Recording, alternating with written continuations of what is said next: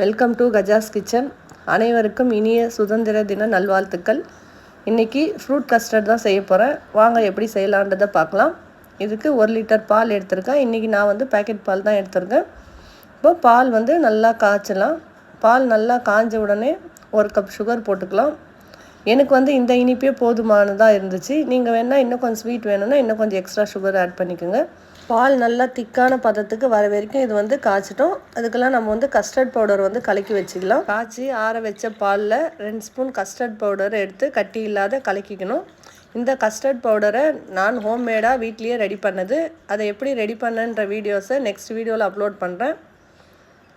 இப்போது இந்த கலக்கின கஸ்டர்டு மிக்ஸை நம்ம காய்ச்சின பாலில் மிக்ஸ் பண்ணிக்கலாம். உங்கள்கிட்ட என்னென்ன பழம் இருக்கோ எல்லாமே போட்டுக்கலாம். இன்றைக்கி நான் கொய்யாப்பழம், டேட்ஸு, வாழைப்பழம், மாதுளம்பழம், ஆப்பிள், நட்ஸு, பாதாம், பிஸ்தா கட் பண்ணி எடுத்துருக்கேன். மாம்பழம்.